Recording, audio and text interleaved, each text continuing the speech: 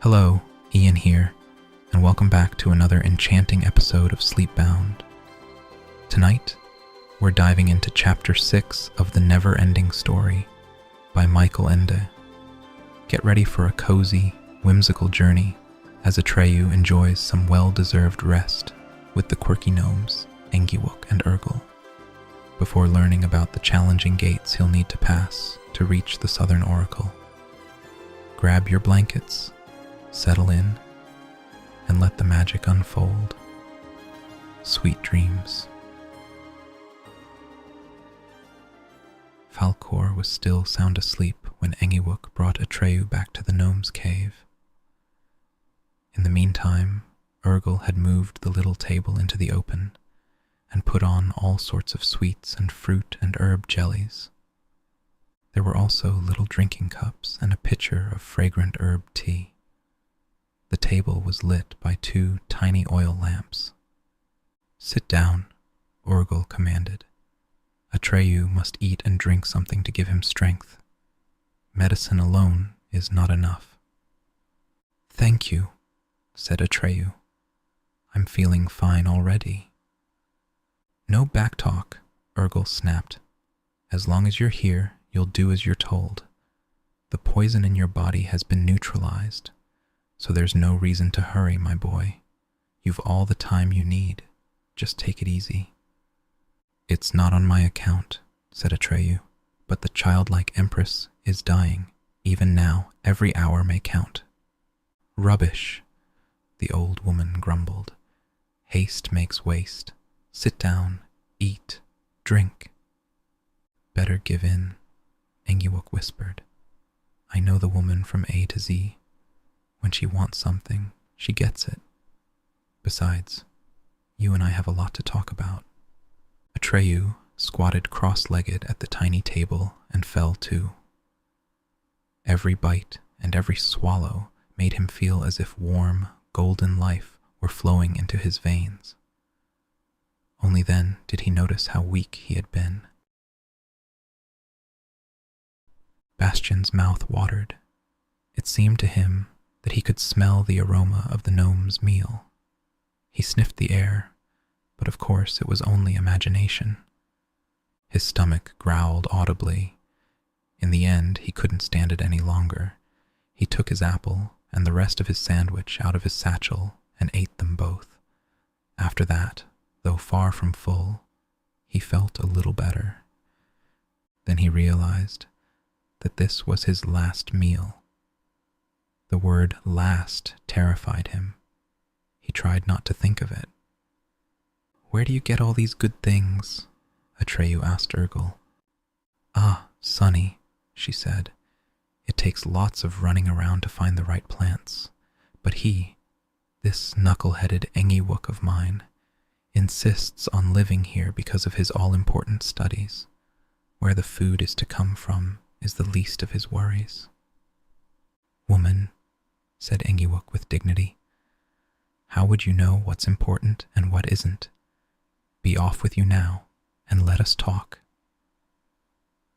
Mumbling and grumbling, Urgle withdrew into the little cave, and a moment later, Atreyu heard a great clatter of pots and pans. "Don't mind her," said Engiwook under his breath. "She's a good old soul. She just needs something to grumble about now and then. Listen to me, Atreyu. I'm going to let you in on a few things you need to know about the Southern Oracle.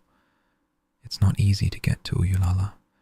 In fact, it's rather difficult, but I don't want to give you a scientific lecture. Maybe it will be better if you ask questions. I tend to lose myself in details. Just fire away." "All right," said Atreyu. "Who or what is Uyulala?" Engiwook gave him an angry look. "Botheration," he spluttered. "You're so blunt, so direct, just like my old woman. Couldn't you start with something else?" Atreyu thought a while. Then he asked, "That big stone gate with the Sphinxes, is that the entrance?" "That's better," said Engiwook. "Now we'll get somewhere. Yes, that gate is the entrance, but then come 2 more gates, and Uyulala's home is behind the third, if one can speak of her having a home. Have you yourself ever been with her? Don't be absurd, replied Engiwook, again somewhat nettled. I am a scientist. I have collected and collated the statements of all the individuals who have been there, the ones who have come back, that is. Very important work. I can't afford to take personal risks. It could interfere with my work. I see, said Atreyu. Now what about these 3 gates? Engiwook stood up, folded his hands behind his back, and paced. The first, he lectured, is known as the Great Riddle Gate. The second is the Magic Mirror Gate, and the third is the No-Key Gate. Strange, Atreyu broke in. As far as I could see, there was nothing behind that stone gate but an empty plain. Where are the other gates? Be still, Engiwook scolded. How can I make myself clear if you keep interrupting?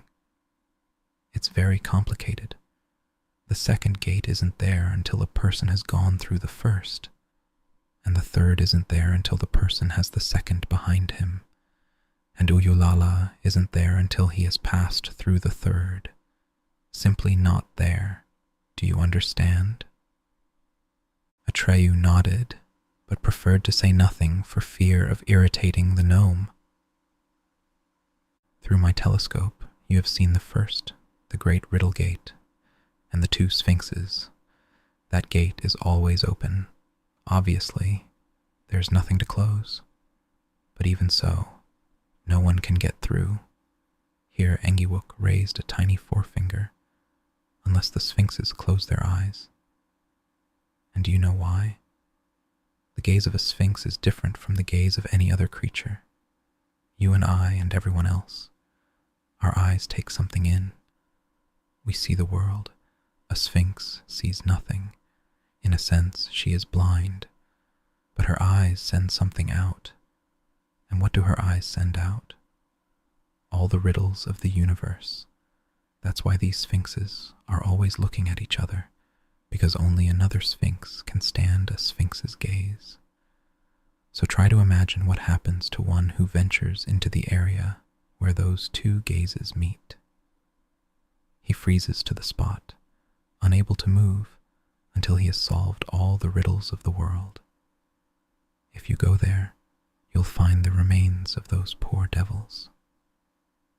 But, said Atreyu, didn't you say that their eyes sometimes close?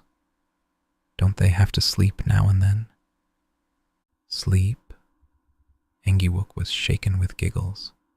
Goodness gracious, a Sphinx sleep. I should say not. You really are an innocent. Still, there's some point to your question. All my research, in fact, hinges on that particular point. The Sphinxes shut their eyes for some travelers and let them through. The question that no one has answered up until now is this: why one traveler and not another? Because you mustn't suppose they let wise, brave, or good people through and keep the stupid, cowardly, and wicked out. Not a bit of it. With my own eyes I've seen them admit stupid fools and treacherous knaves, while decent, sensible people have given up after being kept waiting for months. And it seems to make no difference whether a person has some serious reason for consulting the oracle, or whether he's just come for the fun of it. Haven't your investigations suggested some explanation? Atreyu asked. Angry flashes darted from Engiwook's eyes. Have you been listening, or haven't you? Didn't I just say that so far no one has answered that question? Of course, I've worked up a few theories over the years. At first I thought the Sphinx's judgment might be guided by certain physical characteristics, size, beauty, strength, and so on. But I soon had to drop that idea. Then I toyed with numerical patterns. The idea, for instance, that 3 out of 5 were regularly excluded, or that only prime-numbered candidates were admitted. That worked pretty well for the past, but but for forecasting it was no use at all. Since then, I've come to the conclusion that the Sphinx's decision is based on pure chance, and that no principle whatever is involved. But my wife calls my conclusion scandalous, unfantastican, and absolutely unscientific. "Are you starting your old nonsense again?" came Urgel's angry voice from the cave. "Shame on you. Such skepticism only shows that the bit of brain you once had has dried up on you." "Hear that?" said Engiwook with a sigh. "And the worst of it is that she's right." "What about the childlike Empress's amulet?" Atreyu asked. "Do you think they'll respect it? They too are natives of Fantastica, after all." "Yes, I suppose they are," said Engiwook, shaking his apple-sized head. "But to respect it, they'd have to see it, and they don't see anything, but their gaze would strike you, and I'm not so sure the Sphinxes would obey the childlike Empress. Maybe they are greater than she is. I don't know. Anyway, it's most worrisome." "Then what do you advise?" Atreyu asked. "You will have to do what all the others have done. Wait and see what the Sphinxes decide, without hoping to know why." Atreyu nodded thoughtfully. Urgel came out of the cave. In one hand she held a bucket with some steaming liquid in it, and under her other arm she was carrying a bundle of dried plants. Muttering to herself, she went to the luckdragon, who was still lying motionless, fast asleep. She started climbing around on him and changing the dressings on his wounds. Her enormous patient heaved one contented sigh and stretched. Otherwise he seemed unaware of her ministrations. "Couldn't you make yourself a little useful?" she said to Engiwook as she was hurrying back to the kitchen. "Instead of sitting around like this, talking rubbish?" "I am making myself extremely useful," her husband called after her. "Possibly more useful than you, but that's more than a simple-minded woman like you will ever understand." Turning to Atreyu, he went on. "She can only think of practical matters. She has no feeling for the great overarching ideas." The clock in the belfry struck 3. By now, Bastian's father must have noticed, if he was ever going to, that Bastian hadn't come home. Would he worry? Maybe he'd go looking for him. Maybe he had already notified the police. Maybe calls had gone out over the radio. Bastian felt a sick pain in the pit of his stomach. But if the police had been notified, where would they look for him? Could they possibly come to this attic? Had he locked the door when he came back from the toilet?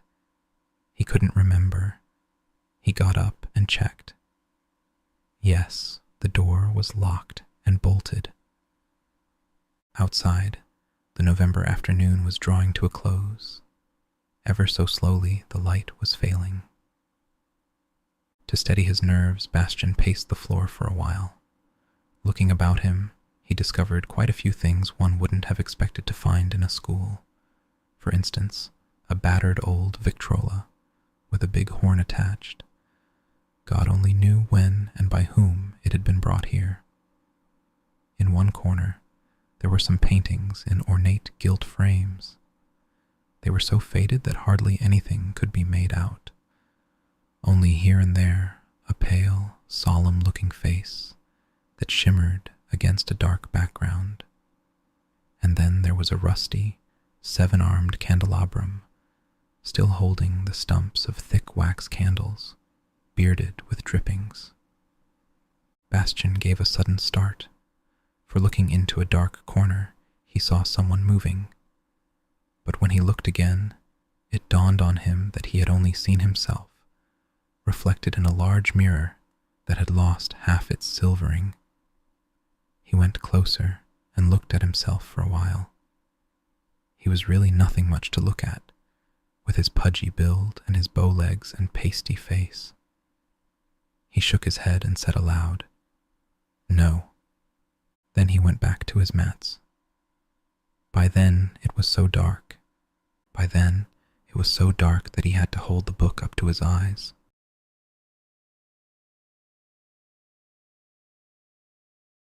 "Where were we?" Engiwook asked. "At the Great Riddle Gate," Atreyu reminded him. "Right. Now suppose you've managed to get through. Then, and only then, the second gate will be there for you. The magic mirror gate. As I've said, I myself have not been able to observe it. What I tell you has been gleaned from travelers' accounts. This second gate is both open and closed. Sounds crazy, doesn't it? It might be better to say, neither closed nor open, though that doesn't make it any less crazy. The point is that this gate seems to be a big mirror or something of the kind, though it's made neither of glass nor of metal. What it is made of, no one has ever been able to tell me. Anyway, when you stand before it, you see yourself, but not as you would in an ordinary mirror. You don't see your outward appearance. What you see is your real innermost nature. If you want to go through, you have to, in a manner of speaking, go into yourself." "Well," said Atreyu, "it seems to me that this magic mirror gate is easier to get through than the first." "Wrong!" cried Engiwook. Once again he began to trot back and forth in agitation. "Dead wrong, my friend. I have known travelers who considered themselves absolutely blameless to yelp with horror and run away at the sight of the monster grinning out of the mirror at them. We had to care for some of them for weeks before they were even able to start home." "We," growled Urgle, who was passing with another bucket. "I keep hearing we. When did you ever take care of anybody?" Engiwook waved her away. "Others," he went on lecturing, "appear to have seen something even more horrible, but had the courage to go through. What some saw was not so frightening, but it still cost every one of them an inner struggle. Nothing I can say would apply to all. It's a different experience each time." "Good," said Atreyu. "Then at least it's possible to go through this magic mirror gate." "Oh yes, of course it's possible, or it wouldn't be a gate. Where's your logic, my boy?" "But it's also possible to go around it," said Atreyu. "Or isn't it?" "Yes, indeed," said Engiwook. "Of course it is. But if you do that, there's nothing more behind it. The third gate isn't there until you've gone through the second. How often do I have to tell you that?" "I understand. But what about this third gate?" "That's where things get really difficult, because you see, the no-key gate is closed. Simply closed. And that's that. There's no handle and no doorknob and no keyhole. Nothing. My theory is that this single, hermetically closed door is made of fantastican selenium. You may know that there's no way of destroying, bending, or dissolving fantastican selenium. It's absolutely indestructible. Then there's no way of getting through? Not so fast. Not so fast, my boy. Certain individuals have got through and spoken with Uyulala, so the door can be opened." "But how?" "Just listen. Fantastican selenium reacts to our will. It's our will that makes it unyielding. But if someone succeeds in forgetting all purpose, in wanting nothing at all, to him the gate will open of its own accord."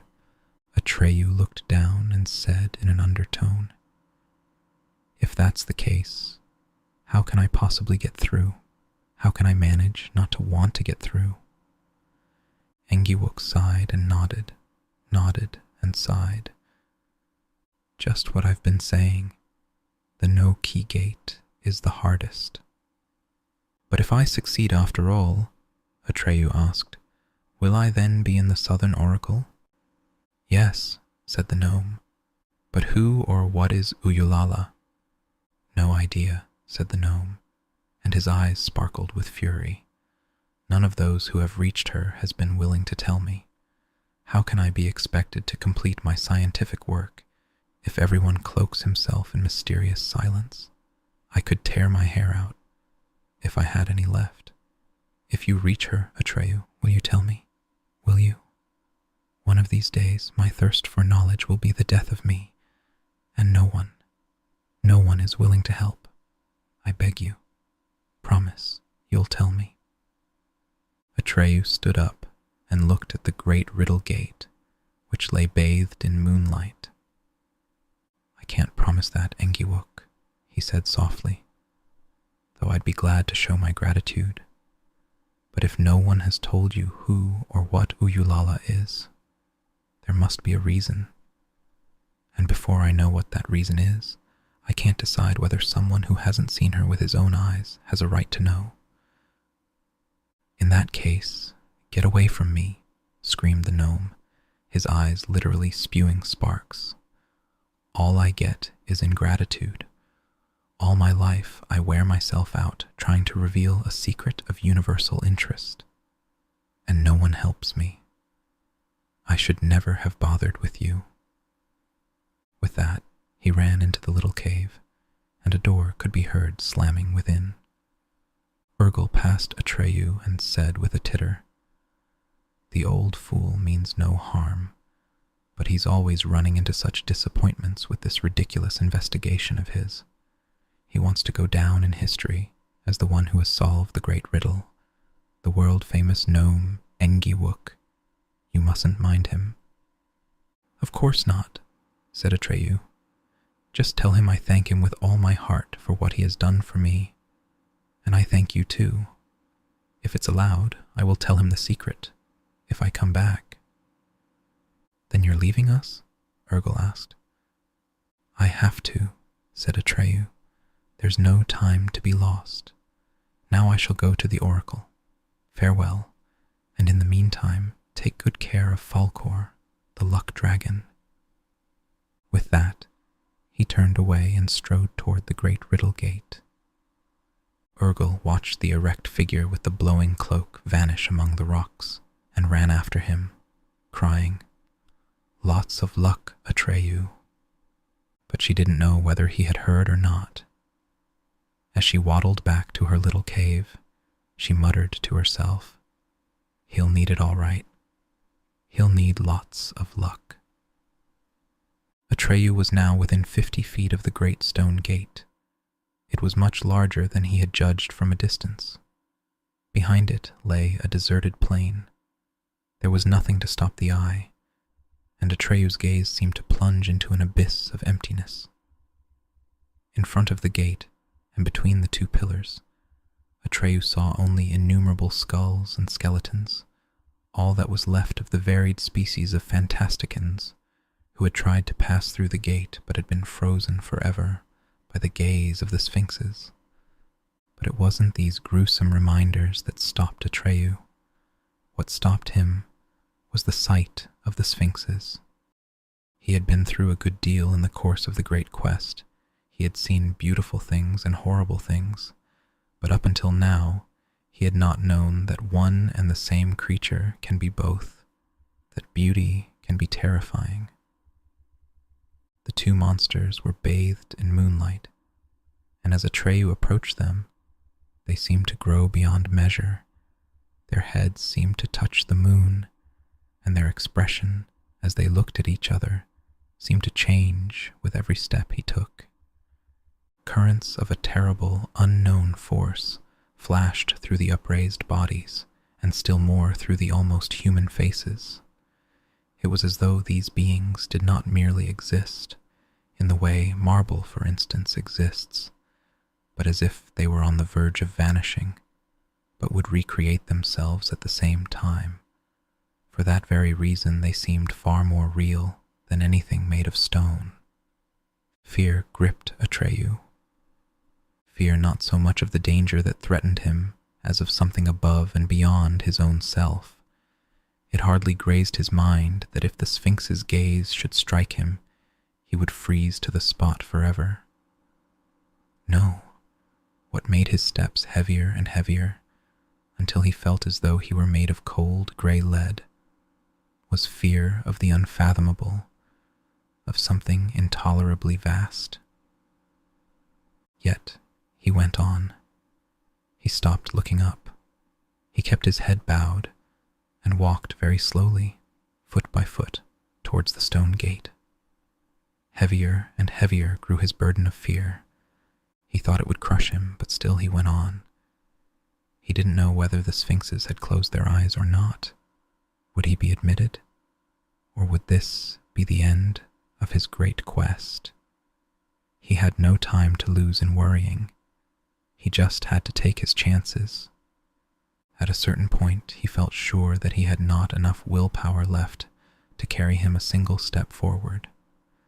And just then, he heard the echo of his footfalls within the great, vaulted gate. Instantly, every last shred of fear fell from him, and he knew that whatever might happen, he would never again be afraid. Looking up, he saw that the great riddle gate lay behind him. The Sphinxes had let him through. Up ahead, no more than 20 paces away, where previously there had been nothing but the great empty plain, he saw the magic mirror gate. This gate was large and round like a second moon, for the real moon was still shining high in the sky, and it glittered like polished silver. It was hard to imagine how anyone could pass through a metal surface, but Atreyu didn't hesitate for a moment. After what Engiwook had said, he expected a terrifying image of himself to come toward him out of the mirror. But now that he had left all fear behind him, he hardly gave the matter a thought. What he saw was something quite unexpected, which wasn't the least bit terrifying, but which baffled him completely. He saw a fat little boy with a pale face, a boy his own age, and this little boy was sitting on a pile of mats, reading a book. The little boy had large, sad-looking eyes, and he was wrapped in frayed grey blankets. Behind him, a few motionless animals could be distinguished in the half-light: an eagle, an owl, and a fox. And farther off there was something that looked like a white skeleton. He couldn't make out exactly what it was. Bastian gave a start when he realized what he had just read. Why, that was him. The description was right in every detail. The book trembled in his hands. This was going too far. How could there be something in a book that applied only to this particular moment, and only to him? It could only be a crazy accident, but a very remarkable accident. "Bastian," he said aloud, "you really are a screwball. Pull yourself together." He had meant to say this very sternly, but his voice quavered a little, for he was not quite sure that what had happened was an accident. Just imagine, he thought. What if they've really heard of me in Fantastica? Wouldn't that be wonderful? But he didn't dare say it aloud.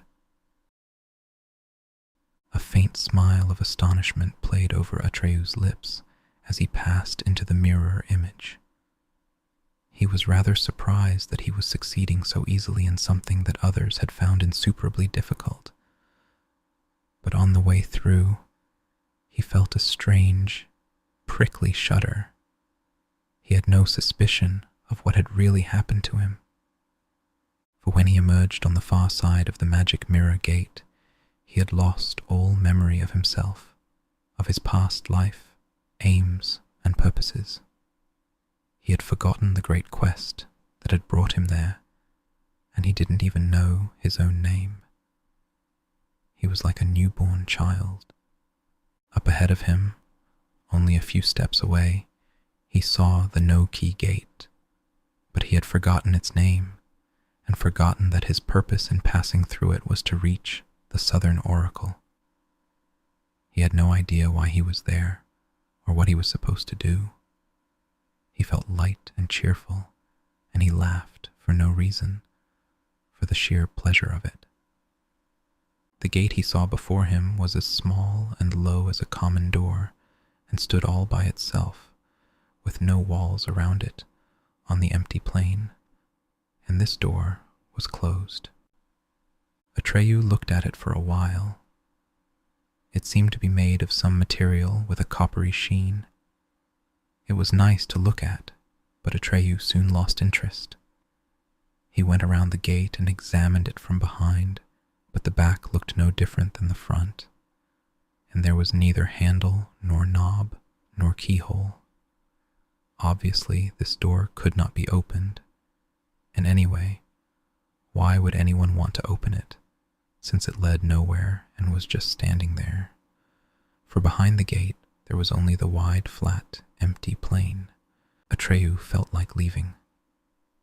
He turned back, went around the magic mirror gate, and looked at it for some time without realizing what it was. He decided to go away. No, don't go away, said Bastian aloud. Turn around. You have to go through the no-key gate. But then turned back to the no-key gate. He wanted to look at its coppery sheen again. Once more, he stood in front of the gate, bending his head to the left, bending it to the right, enjoying himself. Tenderly he stroked the strange material. It felt warm and almost alive, and the door opened by a crack. Atreyu stuck his head through, and then he saw something he hadn't seen on the other side when he had walked around the gate. He pulled his head back, looked past the gate, and saw only the empty plain. He looked again through the crack in the door and saw a long corridor formed by innumerable huge columns. And farther off, there were stairs and more pillars and terraces and more stairs and a whole forest of columns. But none of these columns supported a roof, for above them Atreyu could see the night sky. He passed through the gate and looked around him with wonderment. The door closed behind him. The clock in the belfry struck 4. Little by little, the murky light was failing. It was getting too dark to read by. Bastian put the book down. What was he to do now? There was bound to be electric light in this attic. He groped his way to the door and ran his hand along the wall, but couldn't find a switch. He looked on the opposite side, and again there was none. He took a box of matches from his trouser pocket. He always had matches on him, for he had a weakness for making little fires.